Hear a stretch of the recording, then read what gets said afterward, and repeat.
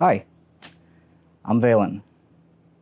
It's been a while, and yeah, we're still talking about Percy Jackson.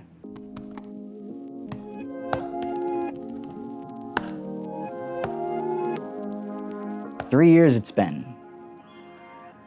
3 long years of arduous writer's block, late night research, and meticulous revision, and adapting Percy Jackson is finally finished. Why I decided to introduce this series with a bucket hat and pineapple shirt, I don't know. But if nothing else, that video communicated that I would be undertaking an experiment unlike anything I've attempted thus far. And as always, I managed to set my expectations for myself far higher than anyone in their right mind ever ought to. But as the fates would have it, it's finally done. I have created 8 scripts for a theoretical first season of Percy Jackson and the Olympians. I've put my blood, sweat, and tears into these pages in order to make the best version I can of this story that I love so dearly.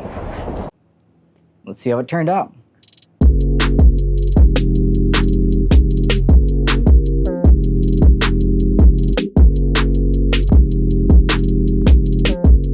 So, in this first episode, I'm going to be laying a little bit of a foundation as a precedent for the other videos that follow in this series. This should probably go without saying, but you should read the books prior to watching the videos for the best experience. Do what you want, but spoilers are going to be consistent and relentless. So, some housekeeping is in order. My introduction video, having been made 3 years ago now, has some inconsistencies with what this series ended up becoming. I know that video had a lineup set as 10 to 15 episodes, 30 to 45 minutes in a long-form serial format. And originally that was the plan, but as I progressed in the story, it was clear that the pacing needed to readjust. And since we're not bound to any time code for cable TV slots, it's unnecessary to restrict the episodes like that.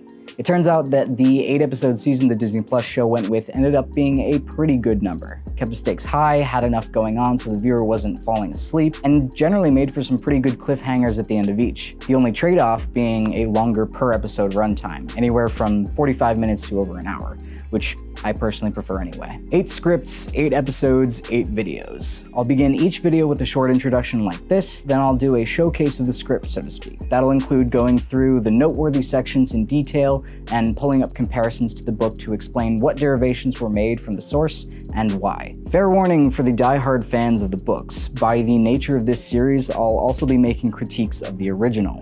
Extracting everything Riordan did well, sure, but more prominently, the things that could have been improved upon. Alongside the release of each of these showcase videos, there will be an accompanying reaction video. The show that kickstarted this whole concept is finally being released on Disney Plus on December 20th, and the release schedule for this series was always designed to operate around that.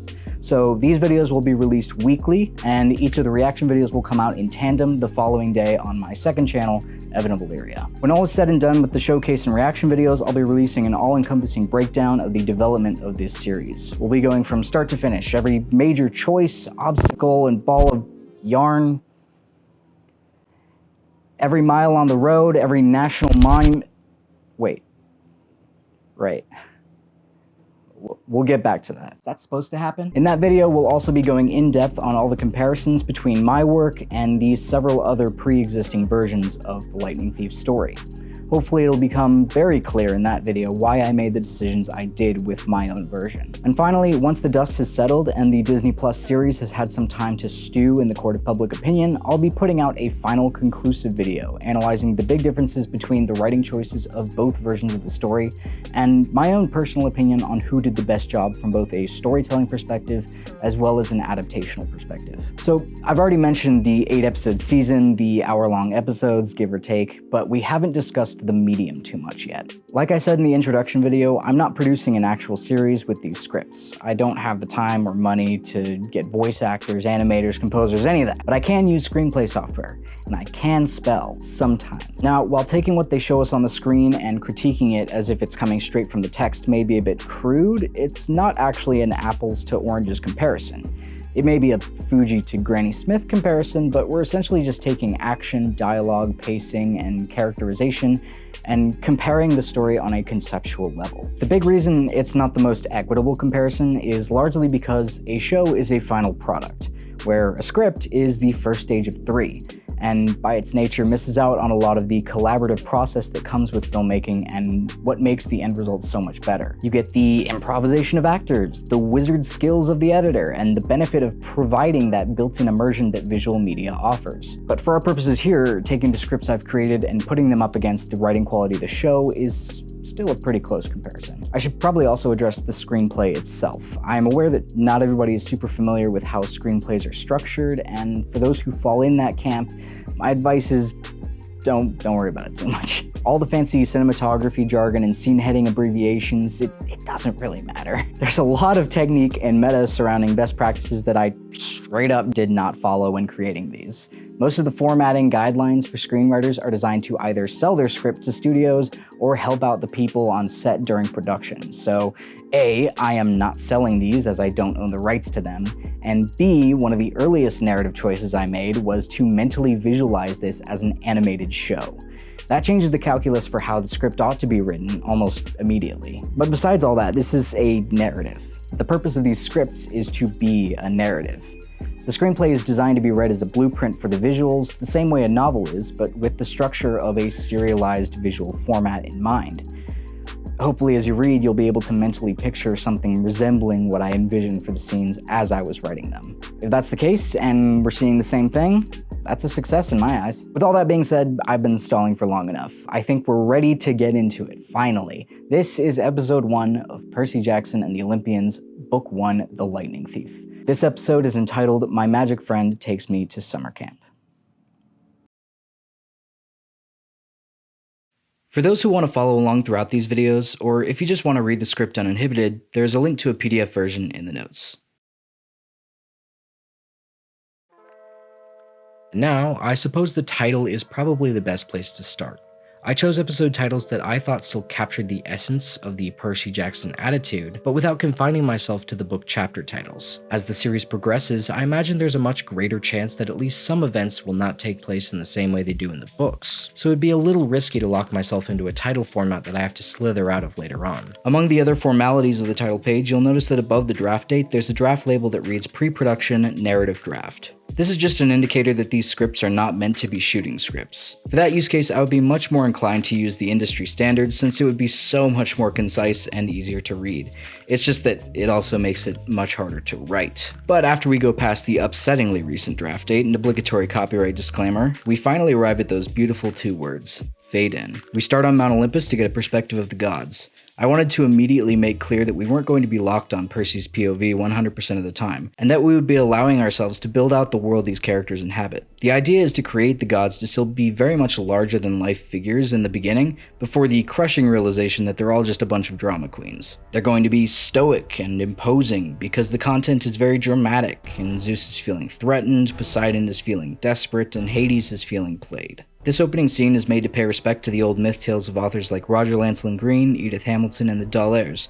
With ancient-style music, celebrations, settings, mood, everything about it should feel respectful, tense, and above all, a clear indication of the tone we're trying to set. I'm going to go into a ridiculous amount of detail about the tone of these stories in the breakdown video, but generally speaking, the goal of this season was to capture the vibe of the original book, while also creating a foundation for these characters in this world that would be strong enough to carry on for at least 4 more seasons. So ensuring that the levity is there, the attitude is there, but also making sure that the stakes are present, the weight of consequences are felt, and the thematic drive is something that can be used straight through the series finale. There are, of course, going to be changes tonally. Namely, in this episode, Percy's journey after his encounter with Mrs. Dodds is going to be played with more substance than was present in the book. We'll get there soon, but just keep the book version in the back of your mind for when we get there. So we get that quick scene of Zeus at the winter solstice realizing his master bolt has been stolen, then we fly straight into the action as the Yancey Academy students get ready to depart for the Metropolitan Museum of Art. Percy wakes up from a dream where he hears a bunch of foreboding voices that perhaps I'll just leave to the imagination as to how you wish to interpret those lines of dialogue. Dreams are another thing that are going to be super important in this season since it's one of the biggest visual aspects in the books that I wanted to really exploit as much as possible,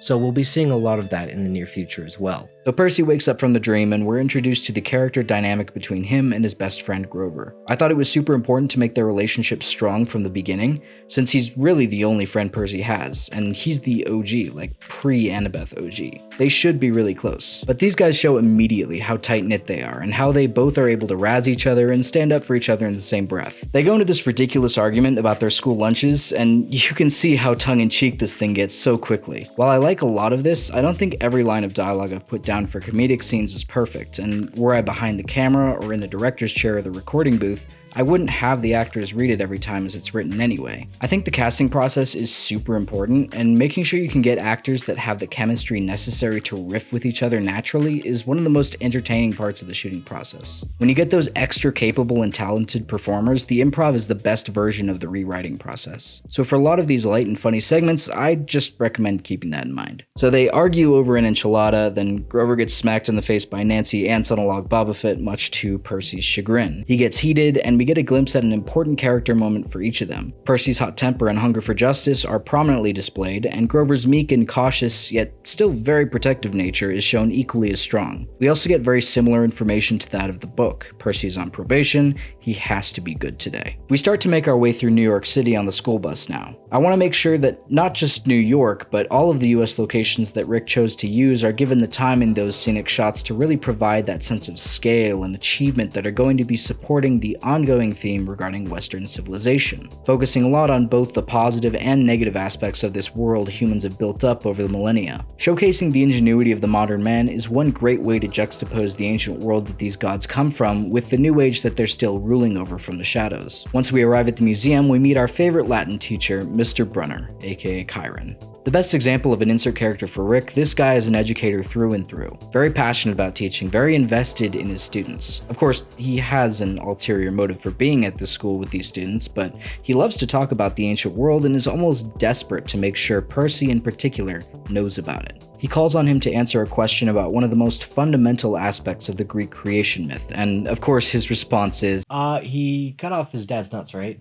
I mean, the kid's in 6th grade, leave him be. However, he holds him back after the group moves on, first asking him about his poor grades, then proceeds to give him a short lecture on the importance of this class, how much potential Percy has, and ultimately that he'll only accept the best from him. Percy takes this about as well as you could expect, having probably received the same lecture from all his other teachers as well. He ends up needing to vent to Grover a bit, so while the group is taking a break in this open area in the Met, they chat for a bit until Nancy pulls up and starts bullying Grover, stealing his crutches and swinging them around. Now, I wanted to avoid running through too many cliches in this series, which means a lot of the characterizations of bully characters like Nancy, Clarice, and Ares had to shift somewhat. I think bullying is a trope that has gotten to the point where it can hardly be taken seriously in film or TV anymore because of how comically bastardized it has become. Take Spider-Man, for example. Back in 2002, Flash was Joe Manganiello. He could put the fear of God into any high schooler, and he was actually a physical menace. But realistically, most bullies aren't going to be so one-dimensional that their only goal in life is to make you miserable. Not to say that could never happen, or is invalidating if it does happen, but more often than not, people have reasons for being the way they are, and exploring them as characters and not just their surface-level archetypical label can help us to feel more than just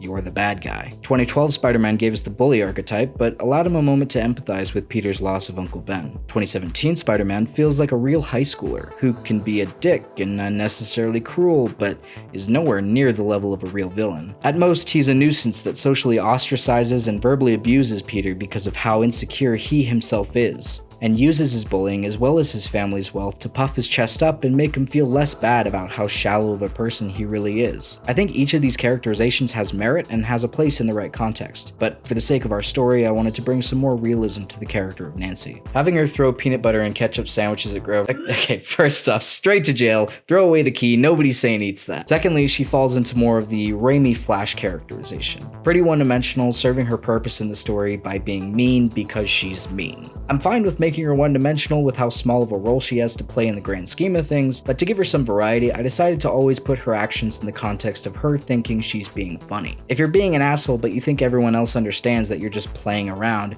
you're never gonna see yourself as an asshole. So whenever Nancy does something like this, in her head she's on one of those prank shows and is just playing a game. She thinks grabbing those crutches and hobbling around with them is the funniest thing that's ever happened. Percy disagrees. He gets extremely angry and something happens. We smash cut to wide, which which is just a very abrupt editing technique.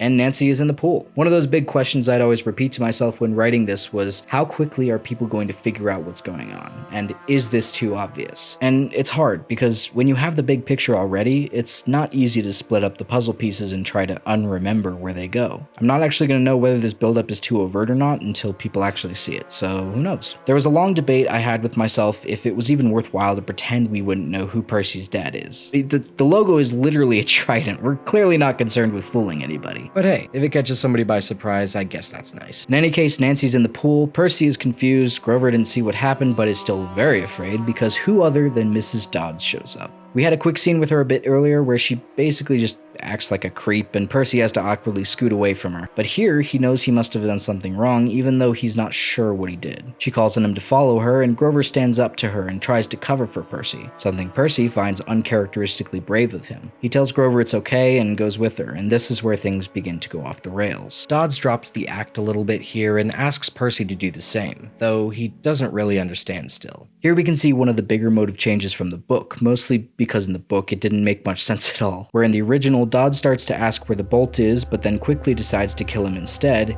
here she is going to be very consistent. She needs information from him, so she's going to take him straight to her master. Percy freaks out at her transformation into a Fury, and they have a back and forth for a few minutes until things start to go very foggy. We can see Percy's point of view, and his mind tries to visualize the creature as the woman from before, but it's pretty quickly rejected. This is our first look at the mist as a power, and something I'll go into more detail on later. At around the same time, Mr. Brunner comes in and throws Percy the pen sword, Anaklismos. It flickers in the same way, which freaks him out, so he drops it, but picks it back up and the Fury does not like to look at it. Brunner here is visually seen making a decision in that moment. I think the book makes a critical error of not having characters concerned by clearly risky choices like giving a sword to a child and pitting him against a powerful monster from the underworld, and it doesn't really have a good reason for not doing it. This is repeated relatively often in things like safety measures at the camp or actively avoiding talking about or giving any weight to the fact that most half-bloods don't survive into adulthood because of the incredibly high death rate due to monster attacks. These are things that should not be brushed over so flippantly, and my scripts hopefully provide at least a little bit more support for that kind of background. Percy uses demigod Fu and kills Electo, the wound on her flesh searing and expanding until she begins bursting into a blackish yellow ashy dust. This boy is traumatized. He should be traumatized from this, but that's only the first stage. After he leaves in a daze and Grover talks to him normally, not knowing who Mrs. Dodds is and asking for the pen back, thank you very much, he goes over to Brunner, who mentions a Mrs. Kerr, when Percy finally gets fed up and says, Dodds. Her name is Mrs. Dodds. Oh, good. Percy's already out here.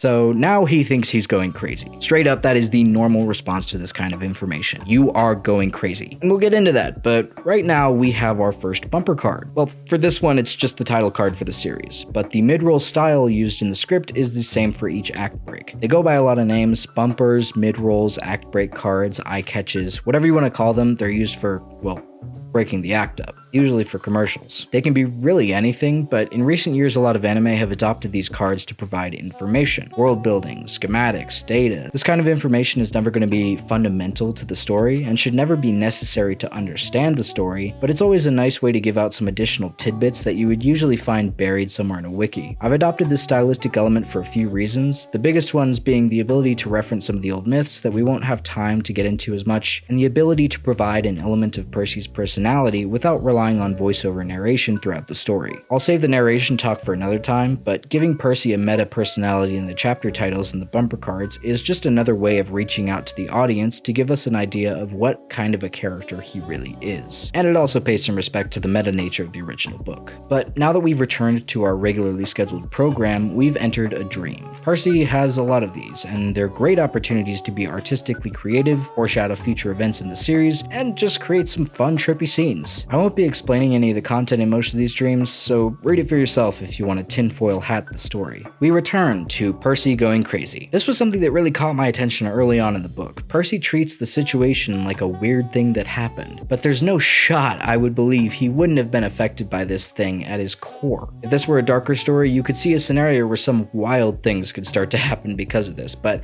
at the very least, it felt important to treat his sanity as more valuable than it was in the book. We have him trying to draw the monster in class, seeing hallucinations of her, talking to a counselor because of his declining grades, and his mental state falling apart even more when he stops taking his ADHD meds. Anxiety, depression, and social ostracization are all real things that happen in those developing years at school, and I think it's important to not downplay the impact a trauma-inducing event like that can have on someone, especially at that young age. Next up, we have a scene where Percy and Grover are in their dorm studying for finals when Grover starts to get jumpy and leaves to go for a walk. Percy gets suspicious but leaves it alone. He tries to keep studying, but dyslexia said nah, so he hops up into bed and tries to fall asleep. His mind wanders in this cool visual segment where everything around him becomes the scene he's thinking about, and we go through some of his thoughts until he seemingly is able to fall asleep. We follow Grover, who goes outside and sets down his crutches, walking unsupported. We see Percy walk around the corner, supposedly having followed him. Then there's this quick bit where Grover turns around and Percy reacts like he's been caught with his pants down. In reality, Grover doesn't see anybody and continues to walk into the woods. Percy, on the other hand, was never really there.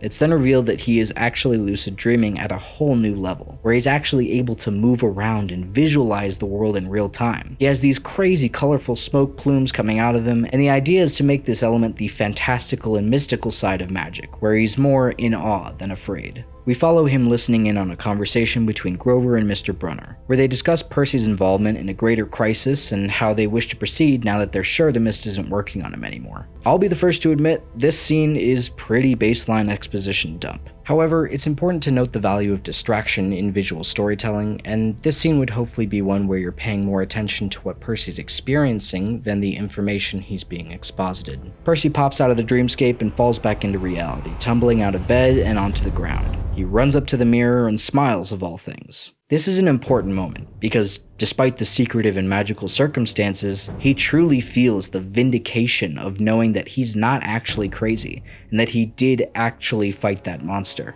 That brings in a whole slew of new problems to confront, but at the very least he has somewhat of a return to form from a character perspective, where he peps up and regains some of that seemingly lost wit he's so well known for. We cut to the end of the school year, where Grover and Percy ride the bus back into Manhattan. Percy is super suspicious of Grover at this point, and gets fed up to the point of confronting him about it. Grover realizes he knows the truth, and freaks Percy out enough to where he tells the bus driver to pull over and gets out. Grover follows him, and they have a very honest and heartbreaking confrontation. This is probably the most emotionally impactful scene in the episode, for me at least, because you can just tell how betrayed Percy feels. That's part of what's so interesting about his character. He doesn't even care so much about the magic and monsters when compared to the fact that his friend lied to him. Seeing him let out the frustration of all the pain he's gone through since that field trip is gut-wrenching, and it all ultimately leads to him saying, "I don't care. I just want to go home." Of course, Grover follows him as they continue walking along the side of the road, and they eventually end up at the bus station, where they both take a seat at different benches, both very tired and glad to be out of the summer sun. Grover makes a kind gesture of getting him some vending machine snacks, and he gives Percy his space until he's finally willing to talk. He confirms both what Grover said back in the forest about Dodds attempting to kidnap him, and that he's not actually calling the shots on what Percy is and is not allowed to know. Percy makes a split-second decision as the buses pull into the station, and bolts for one. Grover follows after him, but Percy is too nimble and switches buses. Before Grover is able to get to him, the bus Percy ultimately ended up on leaves the station. But as the bus exits, they both begin to hear something that no one else seemingly can. 3 ladies knitting a silver blue fabric, but these are no ordinary New Yorkers. These are the Moirai, the divine fates of destiny, probably the most powerful entities in all of existence. This moment should be a big deal, and granted, the book certainly plays up its importance in the moment, but never utilizes it for any greater purpose down the road. That can be something we explore later. But we see Percy and Grover feeling the cord of a life being snipped, and we cut to our first eye catch. These are all affectionately called Percy's notes, and each break will have 2 of these. For this first one, we have a look into the Titans as the Greek creation myth describes them. It would probably include a quote from someone like Ovid, maybe give a brief description of these immortals' role in the world at inception, and have a cool little graphic to really sell it. The second is a little segment about ADHD. This isn't going to be a textbook explanation of how it functions, it might just be something simple to introduce people to the concept if they don't know much about it. We come back to a flashback of Percy in his early youth with his mother, then back to him glancing out the window of the bus, distracted by a longing for home. or at least the company of his mother. When he realizes she's not at work, he makes his way back to the apartment. We switch over to Grover's perspective in another unique change from the first person, and he makes a phone call, but nobody picks up. He moves around behind the building and busts open a water pipe. It looks really strange at first, and probably throughout for those that are unfamiliar with the series. But he takes a golden coin and flips it through the misty water, praying to the goddess of phone operators and rainbows. He gets the address of the apartment, and we switch back over to Percy, who has arrived. He enters and we get introduced to Gabe, who was probably one of the more difficult characters to write. Much like with Nancy, I felt the need to not oversimplify the guy. In the book, he is pretty much a caricature of a cartoon's idea of a bad guy. The worst of the worst, no redeeming qualities whatsoever. I figure we can keep that still, but at least maybe give him one or two legitimate reasons why he could possibly hate Percy still. He isn't going to be immediately confrontational, but we'll still try to squeeze some cash out of him, trying to establish that he's still the boss. Percy, on the other hand, is of course going to be moody and angsty towards him, knowing the whole song and dance he's about to get into. The big debate over money is what starts getting Gabe upset. There was an issue that I couldn't mentally justify in the book that involved the school, specifically the fact that it's a boarding school. I don't know if this is some kind of twisted upside-down world where New York boarding schools are cheaper than public schools, but it was something I really had to take a while to figure out why they're living in such squalor, while Percy's off at a fancy school for rich kids. I figured the best way to understand it would be that Percy was such a menace to previous schools that the only ones that would take him were schools like Yancey, ones that had no real moral compass and was willing to take anyone in for the right price. So Gabe wouldn't be willing to pay that kind of expense unless it meant there was both no option for a local public school and there was the added benefit that he was getting rid of him for the school year. But Valen, you may be asking, why would Sally approve of Percy's being sent away if the only reason she got together with Gabe in the first place was to keep Percy close and avoid his being detected by monsters? Well, that's a very astute question. This was honestly one of the most difficult parts of the story to write. So I'll talk about the backstory for Sally's plan and the effects of it in a future episode, but for now, just know that Percy has this jacket that can be seen on him throughout most of the first episode. That is the reason this is happening. Just for now, run with it as if it makes sense. So Percy and Gabe get into it, and Sally interrupts by walking in the door and greeting Percy. We sit on this for a minute because it's super important to understand the relationship these two have. She hits him with the surprise Montauk trip, and he starts running around in excitement, at least until he sees the letter of dismissal on the desk in his room. The same one from back in the dorm. He continues on packing and cleaning, then after he opens up a window, he takes a moment to reflect on his memories of the beach. He feels a phantom hand on his shoulder, then gets the strength to pull himself back up and finish packing. We move back into the living room, and as he and Gabe are about to have it out again, Sally comes in and diffuses the situation. She convinces Gabe to allow them to take his car for the weekend, and then they're off. We get a moment in the car where Percy asks her why she would continue to stay with him. More to follow on that. She diverts the conversation away, and Percy makes a joke, mimicking Gabe and getting his mom to join in. It's a sweet scene, where we can see Sally letting her guard down for the first time in what seems like forever. They make it to Montauk, we have a montage of them setting up the house for the weekend, then as the sun starts to come down, they walk along the beach, and Percy asks about the letter. Sally pretty much does the same as before, telling him not to worry about it, and that they'll figure something out. We finally make it to the campfire where Percy asks his mom to revisit the traditional retelling of how his parents met on that same beach. She resists, but eventually gives in, telling the story and taking us into a flashback of their past. We can see the love she had for him and the sadness that came with his leaving. This mostly just leaves Percy upset, but she brings it around and left it on a melancholic but sweet note that even though he's not with them, he helped bring Percy into the world for her. A weird flame hand reaches out and touches Percy's finger in a totally not trippy and not mysterious moment, and hey look, the final eye catch for the episode. In these, we have a quick blurb about lucid dreaming in this world and a description of Hades' torturers. And coming back, we have another dream. All sorts of cool references here, so I'll just let you all speculate on this one. The end of the dream wakes Percy up with thunder clapping against the windows and a banging on the door. Sally comes up to the door, seemingly very unlike her usual docile self. When she opens the door, surprise! It's Grover, no pants edition.